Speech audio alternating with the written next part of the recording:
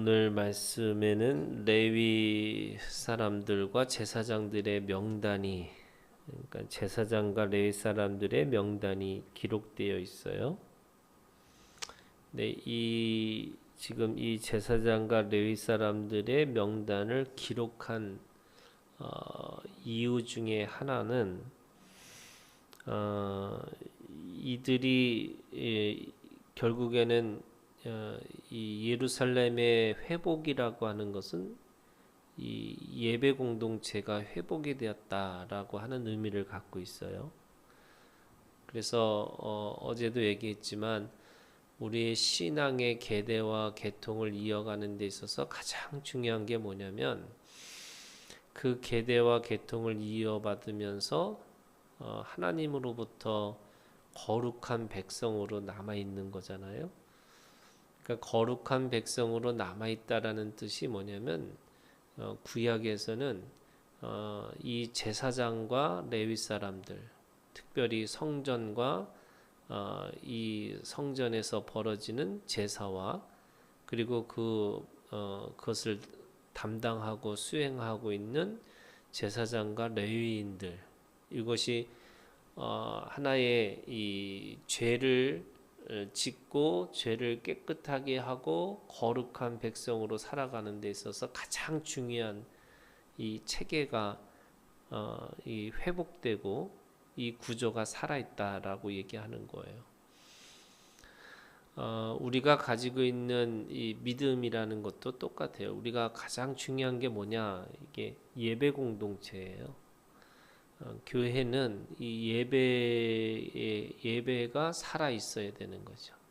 예배가 있지 않는 것은 이 예배를 통해서 우리는 뭐 하느냐? 구약에서는 죄를 깨끗하게 하는 거지만 신약에서는 예수를 기억하고 살아가는 거예요.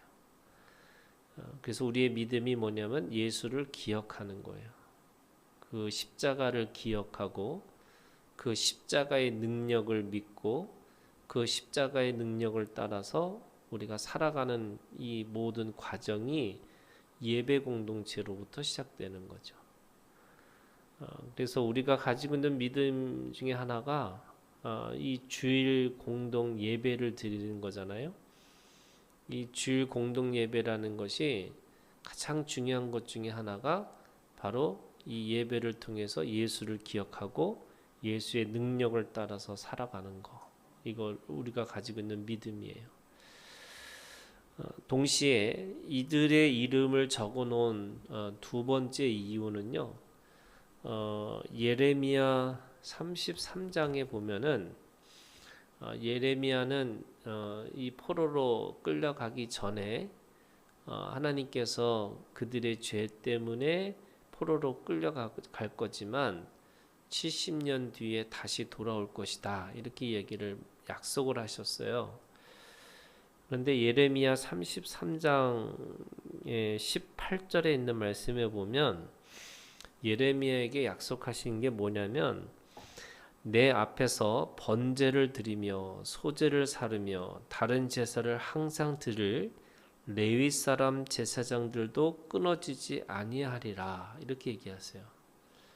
그러니까 70년 뒤에 이 예레미야가 하나님 앞에서 돌아올 것 중에 하나가 바로 하나님은 가장 중요하게 그 민족을 위해서 이 제사장들을 돌아오게 할 것이고 레위 사람, 이 제사장과 레위 사람들을 통해서 하나님이 그들을 거룩한 백성으로 세워나갈 것이다 라고 이미 70년 전에 약속을 하신 거예요.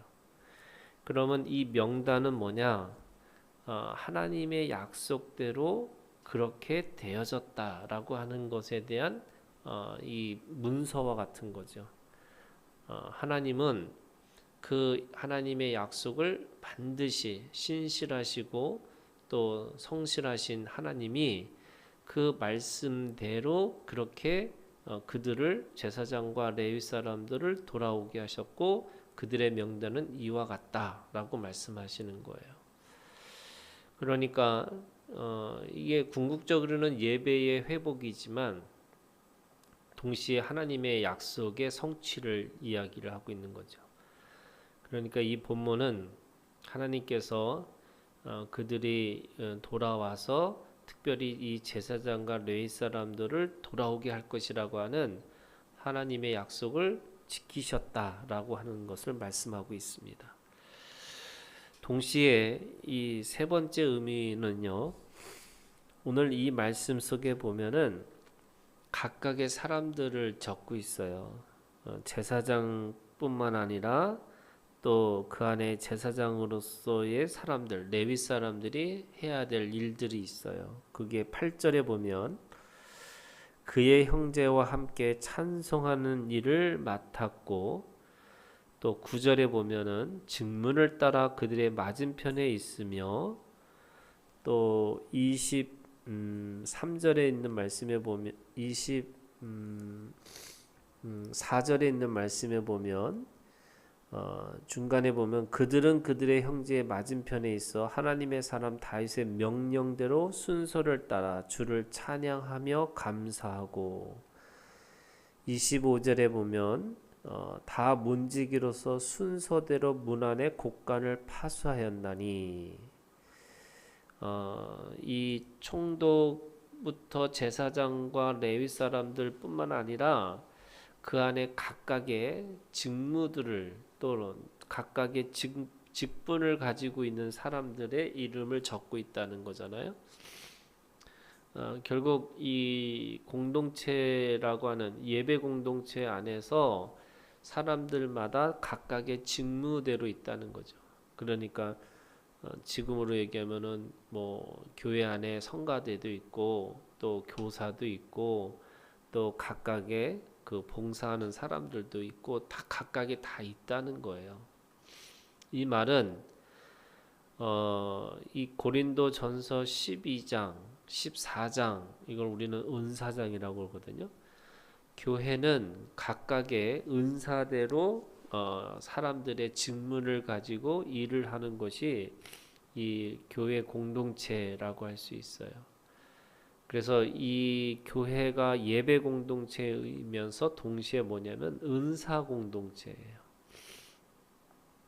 그 은사 공동체라는 것은 뭐냐면 이 첫 번째 그 은사라는 게 어떤 거냐면요, 다 똑같은 게 아닌 거예요.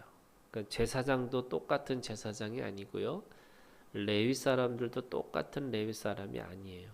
각각의 다 자기의 일이, 자기의 직분이 있다는 거예요. 그래서 틀린 것이 아니고요, 다르다는 거예요. 이 은사를 이해할 때 우리가 잘못하면 자신의 가지고 있는 거를 모든 사람들이 다 해야 된다고 착각하는 게 있어요. 그게 아니고요, 각각의 은사들이 다르다는 거예요. 그래서 다르다라는 것 때문에 그 차이를 인정하고 있어줘야 돼요. 어떤 사람은 노래를 하는 사람은 노래를 하는 거고, 문지기를 하는 사람은 문지기를 하는 거지, 자꾸 문지기가 모든 사람한테 왜 문을 안 지키냐 이렇게 이야기하지 않는다는 거예요. 모든 사람을 다 노래하는 사람으로 세우지 않으셨다는 거예요. 그래서 우리가 틀린 게 아니고 다르다라는 것을 인정하고 살아가는 거죠. 두 번째는요, 이 은사 안에는 그렇게 다르기 때문에 각각의 자기가 가지고 있는 독특한 그것을 행하고 살아야 되는 거예요. 은사대로 사는 거예요. 그래서 자기에게 주어진 하나님의 일들을 충성스럽고 성실하게 그 일들을 감당하면 되는 거예요. 그러면 어떤 일이 벌어지냐, 이 눈의 역할을 하는 은사가 있다면 그 눈의 은사를 가지고 있는 사람은 그 하나님 앞에서 그 비전을 말하는 거죠. 하나님의 소망을 말하고 살아가기 시작하는 거예요. 또 어떤 사람은 입의 역할을 하는 사람은 누군가를 권면하고 지지하고 격려해 줄 수 있는 사람으로 사는 거예요.